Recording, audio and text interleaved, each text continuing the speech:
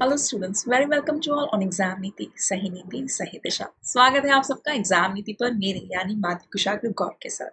कैसे हैं आप सब? आई होप आप बहुत बढ़िया हैं।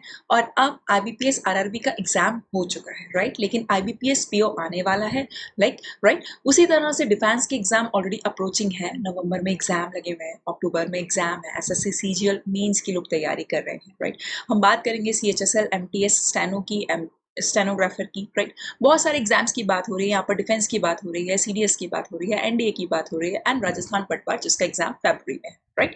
चलिए, तो अभी हमें क्या करना है कि अगर आप इस चैनल पर आज फर्स्ट टाइम आए हैं तो इस चैनल को जल्दी से सब्सक्राइब कर लीजिएगा। और हाँ, वीडियो पसंद आए तो प्लीज लाइक जरूर कर दीजिएगा। चलिए ठीक है, तो आज के सेशन की तरफ बढ़ते हैं। सबसे पहले आपको देखना है कि करना क्या है। डायरेक्शंस ये हैं कि fill in the sentence with the most suitable prepositions. देखिए, एग्जाम के पॉइंट ऑफ व्यू से कौन कौन से टॉपिक्स इंपॉर्टेंट है, सबसे पहले हम वो डिस्कशन कर लेते हैं, ठीक है? ये जानना जरूरी है कि अभी हमें पढ़ना क्या है। तो चाहे whether you are the student of, whether you are the aspirant of IBPS PO, right? चाहे मैं आपको उसके लिए कोई 15 डेज का प्लान बता दूं, उसकी कोई स्ट्रैटेजी बता दूं, चाहे आप CDS या डिफेंस की प्रिपरेशन कर रहे हैं, चाहे आप SSC के स्टूडेंट हैं, तीनों ही केस में जो सबसे ज्यादा इंपॉर्टेंट चीज है वो है फिक्स्ड प्रीपोजिशंस, जहां से क्वेश्चन आएंगे ही आएंगे, राइट? फिक्स प्रपोजिशन के ऊपर से क्वेश्चन आएंगे ही आएंगे। दूसरा, आपको जो सबसे ज्यादा इंपॉर्टेंट चीज देखने को मिलेगी वो मिलेगी रीडिंग कॉम्प्रीहेंशन, है ना? आने ही आने हैं, कोई मना नहीं कर सकता। इसी तरह से पैरा जंबल्स जो हैं वो क्वेश्चन में, एग्जाम में आएंगे ही आएंगे, ठीक? स्टडी प्लान है, आपको पता होना चाहिए कि एग्जैक्टली क्या क्या पेपर के लिए इंपॉर्टेंट। तो उसमें एक चीज है फिक्स प्रपोजिशन, दूसरी है रीडिंग कॉम्प्रीहेंशन, तीसरी है पैरा जंबल। उसी तरह से बहुत ज्यादा इंपॉर्टेंट एक टॉपिक होता है क्लोज टेस्ट, राइट? ग्रामर के रूल्स इंपॉर्टेंट हैं। तो ग्रामर के रूल्स में सबसे ज्यादा इंपॉर्टेंट क्या है? ग्रामर के रूल्स में मैं आपको बताती हूँ, सबसे ज्यादा इंपॉर्टेंट जो रूल्स है वो सिंटेक्स के हैं, that is subject verb agreement से रिलेटेड जितने भी रूल है वो बहुत ज्यादा इंपॉर्टेंट है, मोस्ट इंपॉर्टेंट। वहां से क्वेश्चन आते ही आते हैं, टेंसेस के ऊपर बेस्ड क्वेश्चन आते ही आते हैं। ठीक जिस तरह से फिक्स प्रपोजिशन होता है कि आपको ये कुछ इंपॉर्टेंट फिक्स प्रपोजिशंस हैं, एग्जामिनेशन पॉइंट ऑफ व्यू से बहुत ज्यादा इंपॉर्टेंट है, जो आपको लर्न होनी चाहिए, ठीक? इन 15 डेज में आपको क्या करना है, ये फिक्स प्रपोजिशन जो कुछ बहुत ज्यादा इंपॉर्टेंट है याद करके ही रहना है, ठीक है? वोकैबुलरी सेक्शन, फॉरगेट नॉट, ये तो बहुत ज्यादा इंपॉर्टेंट है ही है, क्योंकि वोकैबुलरी के ऊपर तो पूरी इंग्लिश डिपेंड करती है। तो उसी तरह से मैं अगर फिक्स प्रपोजिशन की बात करूंगी तो मैं आपको ये भी जरूर बताऊंगी कि फ्रेजल वर्ब भी उतना ही इंपॉर्टेंट है, राइट?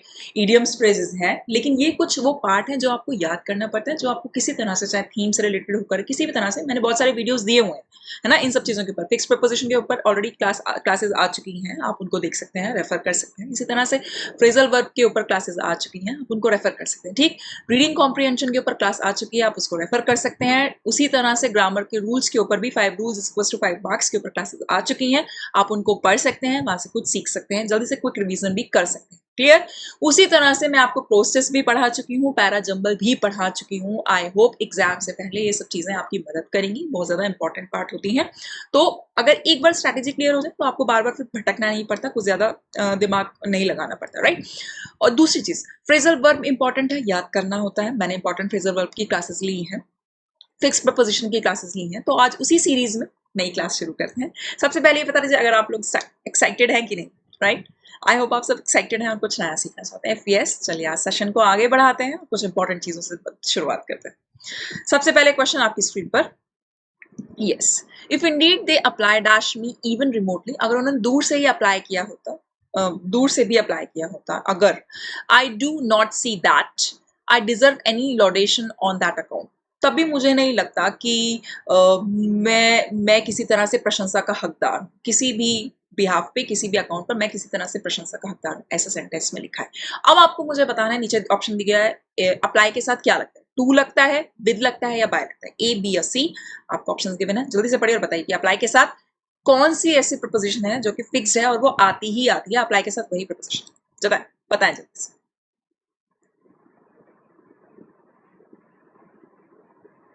Times up. यस, बहुत छोटा सा क्वेश्चन था। देखिए, इनके बारे में एक चीज बहुत मैं आपको बता देती हूँ, कुछ ज्यादा ट्रिकी नहीं है, कुछ ज्यादा बहुत ज्यादा क्रैमिंग वाली चीज नहीं है। वो क्या है, फिक्स प्रपोजिशन के बारे में ये आपको लर्न करनी पड़ती है। कुछ बहुत ज्यादा मोस्ट इंपॉर्टेंट जो है वो मैं उनकी तैयारी आपको करा रही हूँ, वो आपको बता रही हूँ। उनके स्पेसिफिक वर्ब्स हैं, उनके बाद वही ही प्रपोजिशन आ रही हैं और हमेशा आएंगी, राइट? तो उनको लर्न कर लीजिए। कौन सा वर्ब है? अप्लाई, अप्लाई के बाद हमेशा और हमेशा क्या आता है, टू आता है। क्लियर है? Apply to. इफ इंडीड, अगर वास्तव में दे अप्लाई टू मी, अगर वो मुझसे बात करते, मेरे पास आते, मुझे अप्रोच करते, इवन रिमोटली, दूर से भी, तो मुझे नहीं लगता कि मैं इस लॉटेशन का किसी भी अकाउंट से हकदार हूं, मैं इस प्रशंसा का हकदार हूं, मुझे ऐसा नहीं लगता। तो यानी कि अप्लाई के साथ क्या लगता है, हमेशा हमेशा टू लगता है। क्लियर? तो इसलिए इसका क्लियर जो करेक्ट ऑप्शन है वो कौन सा है, that is option number 1, only A. Clear है? तो एक बार यस जरूर कर दीजिए। वीडियो देख रहे हैं तो वीडियो को लाइक भी कर दीजिएगा अगर ये बात हमेशा के लिए क्लियर हो गई कि अप्लाई के साथ हमेशा क्या लगता है, टू लगता है। राइट? 15 डेज स्ट्रैटेजी बनाकर चलते रहिए, पढ़ते रहिए, सीखते रहिए। आगे बढ़ते हैं, नेक्स्ट क्वेश्चन देखते हैं। ऑप्शन 1 राइट, इसका correct answer. Next, the wild weather did not deter some people dash swimming in the sea. जो बहुत ज्यादा खराब वेदर था, जो मौसम काफी खराब हो गया था, उसकी वजह से भी कुछ लोग जो थे वो समुद्र में तैरने से रुके नहीं, वो खराब मौसम भी उनको रोक नहीं पाया। डेटर मतलब किसी को रोकना। राइट? डेटर मतलब किसी को रोकना। अब आपको बताना है डेटर के साथ डू लगेगा, विद लगेगा, फ्रॉम। जल्दी से बताएं, ए, बी या सी में से कौन सा ऑप्शन करेक्ट है, चूज किया जाना चाहिए।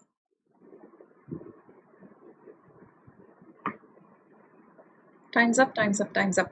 डेटर के साथ हमेशा और हमेशा क्या लगता है, फ्रॉम लगता है। इस बात को लिख लीजिए, नोट कर लीजिए, द मोस्ट इंपॉर्टेंट। मैं अब एग्जाम से पहले आपको सिर्फ वही इंपॉर्टेंट वर्ब्स पढ़ा रही हूँ जिनके साथ स्पेसिफिक प्रपोजिशंस आती हैं, जो एग्जामिनेशन पॉइंट ऑफ व्यू से बहुत ज्यादा इंपॉर्टेंट है। Whether you're the aspirant of CDS, NDA, right, IBPS PO, SBI PO, whether you're the student of I mean aspirant of any examination, any such examination, आपको यही ही देखने को मिलेगा कि डेटर बहुत ज्यादा इंपॉर्टेंट है, बहुत सारे एग्जामिनेशन में पूछा हुआ है। राइट? SSC, CGL, CHSL बहुत बारी रिपीट हो चुका है। डेटर के साथ हमेशा हमेशा फ्रॉम लगता है, यानी कि किसी को रोकना या कुछ काम करने से रोकना, to prevent someone from doing something. Right? तो इसका क्लियर ऑप्शन है, एक करेक्ट ऑप्शन है, दैट इज ओनली ऑप्शन सी।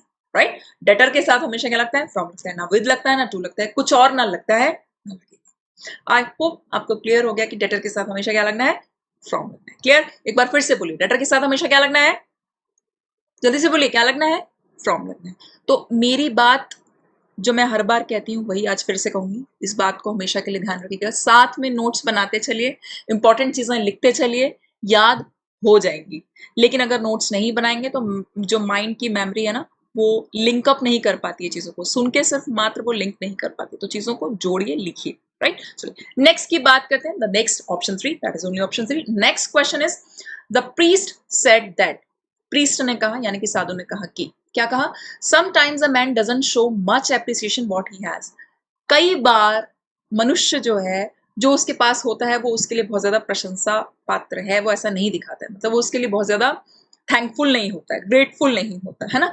तो एप्रिसिएशन के साथ हमेशा कौन सी प्रपोजिशन आती है आपको बताना है, टू आती है, फॉर आती है, या फ्रॉम आती है। जल्दी से सोचिए और बताइए, तुक्का बिल्कुल नहीं लगाना है, सोचिए और बताइए। कहीं तो पढ़ा होगा ना। रीडिंग इस चीज को बहुत ज्यादा पक्का करती है। लर्निंग तो है ही है, लेकिन रीडिंग बहुत ज्यादा इंपॉर्टेंट है। मैं आपको रोज टेलीग्राम चैनल पर, डेली टेलीग्राम चैनल पर न्यूज़पेपर के 2 आर्टिकल्स देती हूँ पढ़ने के लिए। तो इसीलिए देती हूँ ताकि आपकी रीडिंग स्किल्स में आप होन करें। Right? That will so that you होन योर रीडिंग स्किल्स, और उसके बाद जब आप वहां से ग्रूम करते जाएं तो कुछ नया सीखते जाएं। एनीवेज, ध्यान दीजिए कि अप्रिसिएशन के बाद क्या आएगा, जल्दी से बताएं। Yes, correct. जितने लोगों ने कहा कि option number B is the correct option choice, सही कहा। क्यों? क्योंकि एप्रिसिएशन के बाद हमेशा हमेशा क्या लगता है, फॉर लगता है। इस बात को नोट कर लीजिए, नोट्स बनाइए, साथ में लिखिए। जो मैं टेलीग्राम पर आपको रोज आर्टिकल पढ़ने के लिए देती हूँ, एक पूरा पढ़िए, चाहे आपका मन करता है छोटा या बड़ा, जो भी। मैं सजेस्ट करूंगी कि बड़ा आर्टिकल पूरा पढ़िए, छोटे आर्टिकल को स्किम कर दीजिए जल्दी से। राइट? ताकि आपको एक आर्टिकल पूरी तरह से छोड़ना ना पड़े। जितना पढ़ेंगे उतना ही कुछ नया सीखेंगे। वहां पर आप बहुत बार देखेंगे फिक्स प्रीपोजिशन का यूज। अगर ये सेशन यूजफुल लग रहा है, इंपॉर्टेंट लग रहा है, तो इसको प्लीज लाइक कर दीजिएगा। नेक्स्ट क्वेश्चन की तरफ बढ़ते हैं, आंसर चेक कर लीजिए, that is option number 2। Next is, in that moment Anuja was certain she saw something in his eyes, something akin dash. उस पल में अनुजा पूरी तरह से श्योर थी कि उसने उसकी आंखों में कुछ देखा, कुछ ऐसा देखा जो कि पछतावे से संबंधित था। अकिन मीन्स संबंधित, रिलेटेड। राइट? तो अकिन के साथ कौन सी प्रपोजिशन आती है, एसएससी सीजीएल में, एसएससी एमटीएस में ये क्वेश्चन कई बार पूछा जा चुका है। राइट। कई बार प्रीवियस एग्जामिनेशन अगर आप पेपर खोलते हैं तो वहां पर आप देखेंगे, राइट, आईबीपीएस पीओ के मेंस में इसके ऊपर एक क्वेश्चन आया था, दैट इज फिलर का क्वेश्चन वो था, राइट। अभी मैं जो आपसे बात करूंगी वो बात करूंगी एनडी की, एनडी में भी अकिन के ऊपर क्वेश्चन आया था, राइट। द मोस्ट इंपॉर्टेंट, मैं यहाँ पर एडजेक्टिव की बात कर रही हूँ, अकिन की बात कर रही हूँ। अब जल्दी से बताइए अकिन के साथ टू लगता है, ऑफ लगता है या फ्रॉम लगता है? पढ़िए और जल्दी से बताइए। टाइम्स अप, इतना समय था, पढ़ चुके, मीनिंग भी समझ चुके। अकिन मीन्स रिलेटेड, रिलेटेड के साथ क्या लगता है? सेंस लगाने की कोशिश करिए। रिलेटेड टू समथिंग होता है ना, किसी चीज से संबंधित, तो रिलेटेड टू होता है ना। अकिन का मतलब भी रिलेटेड ही होता है, तो इसका मतलब भी क्या होता है? Akin to something, akin to remorse, पछतावे से रिलेटेड उसने उसकी आंखों में कुछ देखा। अनुजा श्योर थी कि उसने उसकी आंखों में कुछ देखा, और जो देखा वो क्या था? कुछ और नहीं बल्कि पछतावा था, रिमोर्स था, रिग्रेट था, है ना, रिपेंटेंस था। तो यानी कि फोर्थ का आंसर है, करेक्ट ऑप्शन है ए, यानी कि अकिन के साथ टू, और that is only option one. Answer check कर लेते हैं। क्लियर, आंसर भी कहता है ऑप्शन नंबर वन। समझ में आता जा रहा है तो प्लीज एक बार मुझे और थम्स अप करके ये बात बता दिया करिए। जल्दी लगता है तो क्या किया कीजिए, बीच में स्टॉप कर लिया करिए, पॉज कर लिया करिए, आराम से नोट्स बनाइए एंड फिर देन आगे बढ़िए। चलिए next question. In the new schedule, नए शेड्यूल में एक्टिविटीज आर डिजाइंड, एक्टिविटीज इस तरह से बनाई गई हैं टू केटर, सर्व करने के लिए ईच चाइल्ड्स इंटेलेक्चुअल स्ट्रेंथ्स, कि हर एक बच्चे की जो बुद्धि से रिलेटेड, उसकी जो इंटेलेक्चुअल, जो उसकी अपनी अपनी, हर एक बंदे के अंदर कुछ स्पेसिफिक स्ट्रेंथ होती है ना। जैसे कोई पढ़ने में अच्छा होता है, कोई गाने में अच्छा होता है, कोई संगीत में अच्छा होता है, कोई संस्कृत में अच्छा होता है, कोई इंग्लिश में अच्छा होता है, राइट, कोई मैथ्स में बहुत ज्यादा इंटेलिजेंट होता है। हर एक चाइल्ड की, चाइल्ड्स, हर एक चाइल्ड की इंटेलेक्चुअल स्ट्रेंथ्स को होन करने के लिए, उनको उनको सर्व करने के लिए स्पेसिफिक एक्टिविटीज जो है वो डिजाइन की गई है। अब आपको मुझे बताना है कि केटर, ये जो वर्ब है, इसका मतलब होता है सर्व करना, उसके बाद कौन सी स्पेसिफिक प्रपोजिशन लगती है? ऑफ लगता है, विद लगता है, टू? जल्दी से पढ़िए और बताइए।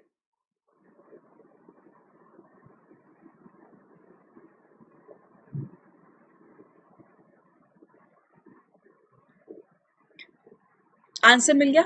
यस एग्जैक्टली, केटर के साथ हमेशा लगता है टू, यानी कि सर्व करना, हर एक बच्चे की, हर एक चाइल्ड की इंटेलेक्चुअल स्ट्रेंथ, जो उसका स्ट्रॉन्ग पार्ट है, उसको होन करने के लिए, उसको सर्व करने के लिए स्पेसिफिक एक्टिविटीज डिजाइन की गई हैं, राइट। ये कहा गया है, नए स्केड्यूल की बात की गई है, that is cater to, only option C, यानी कि हमारा थर्ड ऑप्शन जो है वो करेक्ट ऑप्शन है। जल्दी से आंसर चेक कर लेते हैं, यही आंसर है। चलिए नेक्स्ट। हाँ, कुछ लोग ये भी कहते हैं मैम कंग्रेचुलेशंस नहीं बोला। हाँ exactly, congratulations to all of दोस्त जिन्होंने कहा था कि केटर के साथ हमेशा टू लगता है। Yes, next question is on the screen.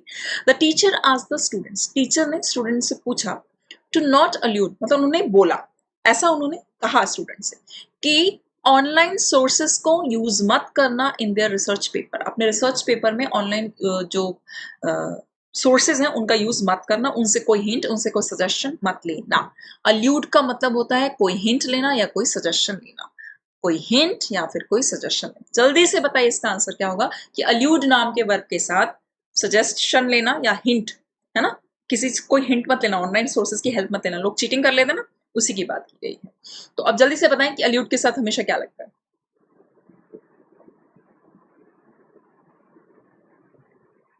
Times up, exactly, जितने लोगों ने कहा है अल्यूड के साथ लगता है टू, वो सही है। अल्यूड के साथ हमेशा क्या लगता है? टू लगता है। क्लियर हो गया? अल्यूड के साथ हमेशा टू, यानी कि हमारा जो करेक्ट ऑप्शन है that is option number A, वो है ऑप्शन नंबर ए। क्लियर है? अल्यूड मतलब किसी चीज से हिंट लेना या किसी चीज से कोई हेल्प लेना, सजेशन लेना। चलिए आंसर चेक कर लेते हैं। क्लियर, राइट, मैच करता है। Moving on to the next.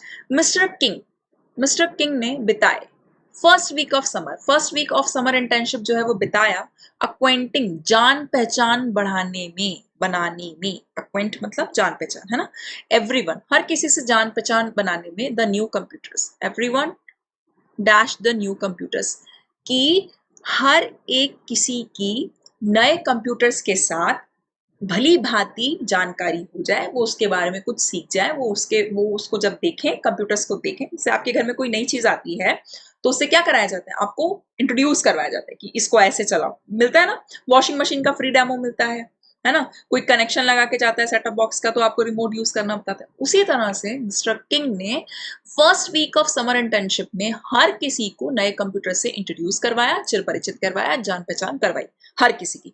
तो अक्वेंट बहुत ज्यादा इंपॉर्टेंट वर्ब है, आपको बताना है कि इसके साथ कौन सी प्रपोजिशन यूज की जाती है। जल्दी से बताइए।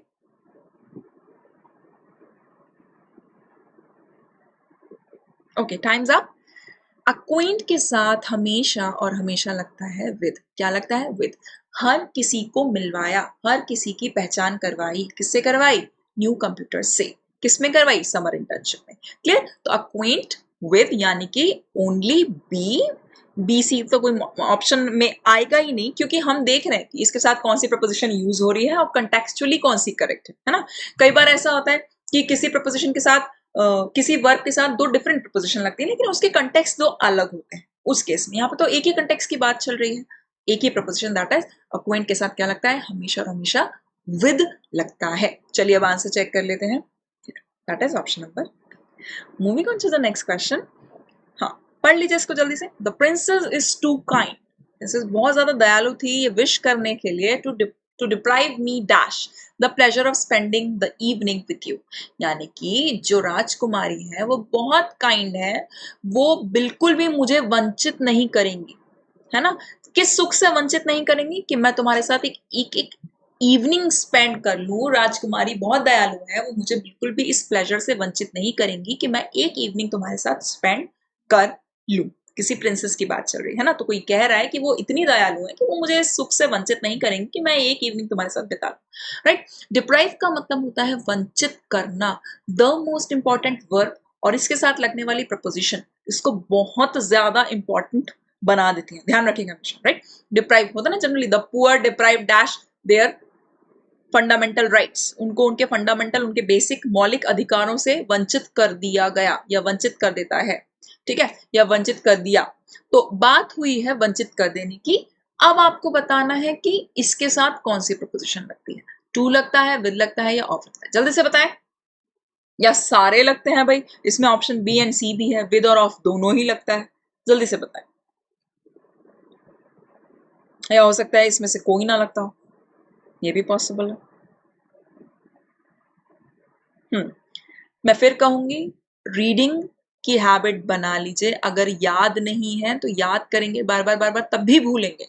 ठीक, लेकिन अगर आप रोज पढ़ेंगे ना न्यूज़पेपर्स तो नहीं भूलेंगे। न्यूज़पेपर्स में से भी क्या पढ़ना है? एडिटोरियल पढ़ना है। कहाँ से पढ़ेंगे? मैं आपको रोज टेलीग्राम चैनल पर 2 एडिटोरियल प्रोवाइड कराती हूँ। पढ़िए ना, किसने मना किया है? आराम से पढ़िए, सीखिए, वहां से लर्न कीजिए। राइट। चलिए, डिप्राइव मतलब वंचित करना, और डिप्राइव के साथ हमेशा हमेशा क्या लगता है? ऑफ लगता है। क्या लगता है? Of. That is only option C, deprive of someone of something. किसी को किसी चीज, डिप्राइव ऑफ समवन या डिप्राइव समवन ऑफ समथिंग, किसी को किसी अधिकार से दूर करना। लिखा ना, deprive someone, deprive me of the pleasure of spending the evening with you, है ना। ऑफ लगता है। क्लियर हो गया? चलिए आंसर चेक कर लेते हैं। That is only option 3। Moving on to the next question. Yes, the law seemed beneficial society. Law ऐसा प्रतीत हुआ, जो कानून है, जो अभी नियम है, जो ये कानून बनकर आया, वो ऐसा प्रतीत हुआ कि सोसाइटी के लिए लाभकारी है। बट स्टडी शोड, लेकिन स्टडीज ने ऐसा बताया, स्टडीज जो है उन्होंने ऐसा बताया, यानी कि जो शोध हुआ है उन्होंने ऐसा बताया कि it really did not help much, कि इसने बहुत ज्यादा मदद नहीं की, बहुत ज्यादा मददगार साबित नहीं हुआ। ऐसा लगा था कि सोसाइटी के लिए काफी हेल्पफुल होगा, बेनिफिशियल होगा, लेकिन स्टडीज ने, शोध ने ऐसा बताया कि ऐसा नहीं है, ज्यादा इसने हेल्प नहीं करी। अब आपको बताना है कि बेनिफिशियल के साथ ये, इस एडजेक्टिव के साथ कौन सी स्पेसिफिक प्रपोजिशन लगती है? जल्दी से बताइए। टू लगता है, इन लगता है, फ्रॉम लगता है, या इनमें से कोई भी नहीं लगता है? जल्दी पढ़िए और बताइए।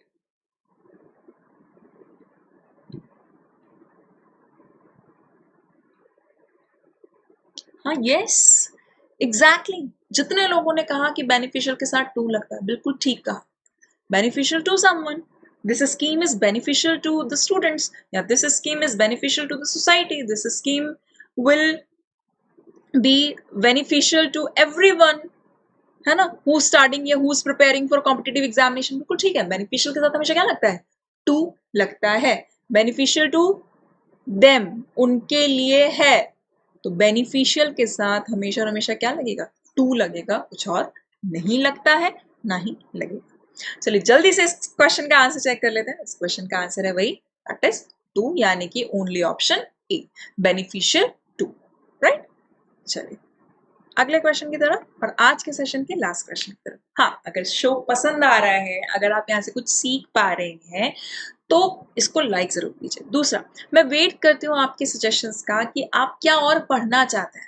आपको क्या लगता है कि मैम हमें ये पढ़ाइए, हमारा ये सेशन वीक है, या इस वाले सेक्शन में हमको प्रॉब्लम होती है, तो वो भी आप मुझे कमेंट बॉक्स में कमेंट करो। मैं आपको टेलीग्राम पर उस चीज का पीडीएफ भी प्रोवाइड कराने की कोशिश करूंगी, और मैं यहाँ पर भी उस तरह की क्लासेस लाने की कोशिश करूंगी। चलिए जल्दी से बात करते हैं।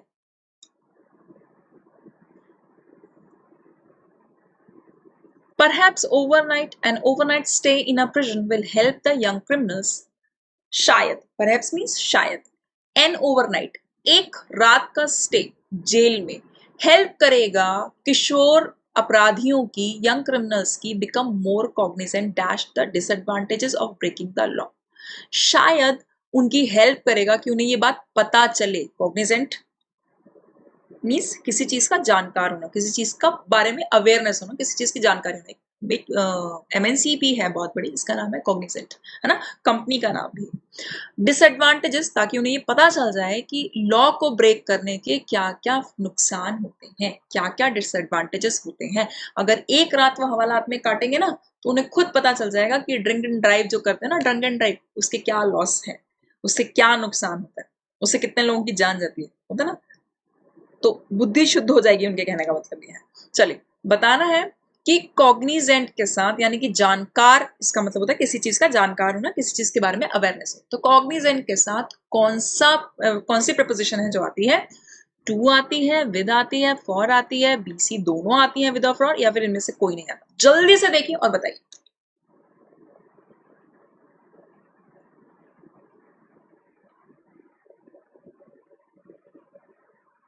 Times up. चलो कॉग्निसाइंट के साथ ना तो टू आए, कॉग्निजेंट विद ना विद आए, कॉग्निजेंट फॉर ना फॉर आए, ना टू आता, ना विद आता, ना फॉर आता। क्लियर, इतना तो पता चल गया, ना ओनली ए है, ना बी है, ना सी है, तो बी सी के होने का तो कोई मतलब ही नहीं है, that is none of the above इसका आंसर। अच्छा, अब ये बताना जरूरी है कि फिर कॉग्निजेंट के साथ आता क्या है। जानकार होना उनको ज्यादा जानकार बनाएगी, किसका, of the disadvantages of breaking the law, law को ब्रेक करने के डिसएडवांटेजेस के बारे में ज्यादा जानकार बनाएगी। क्या, एक रात का जो वो हवालात में काटेंगे वो चीज। अच्छा, तो कॉग्निजेंट के साथ हमेशा हमेशा ऑफ लगता है, जैसे कि Nisha is cognizant of your behaviour, उसे पता है कि तुम्हारा बिहेवियर कैसा है ना, वो जानकार है इस बारे में। Nisha is cognizant of the atmosphere of this atmosphere of this class, Nisha को इस क्लास के एटमॉस्फेयर के बारे में पता है। मुझे निशा ही याद आती है जनरली, मैं निशा का एग्जाम्पल दे देती हूँ, है ना। तो बात हो रही है कि कॉग्निजेंट के साथ हमेशा क्या लगता है, ऑफ लगता है। क्लियर हो गया, चाहे किसी के बिहेवियर के बारे में आपकी जानकारी हुई, किसी भी बात के बारे में, कॉग्निजेंट। तो आपने अब तक फर्स्ट क्लास में सीखी है 10 प्रपोजिशंस, 10 प्रपोजिशन इस प्रैक्टिस क्लास में सीखी, यानी कि टोटल आप 20 प्रपोजिशंस अब तक सीख चुके हैं। तो आई होप ये सेशन आपके लिए फ्रूटफुल था, यूजफुल था, और आपने यहाँ से कुछ सीखा। इफ यस, तो इस सेशन को शेयर कर दीजिए, प्लीज लाइक करना मत भूलिए, राइट। चल फिर मिलेंगे नेक्स्ट क्लास में, तब तक के लिए पढ़ते रहिए, अपना ख्याल रखिए। Thank you, until then,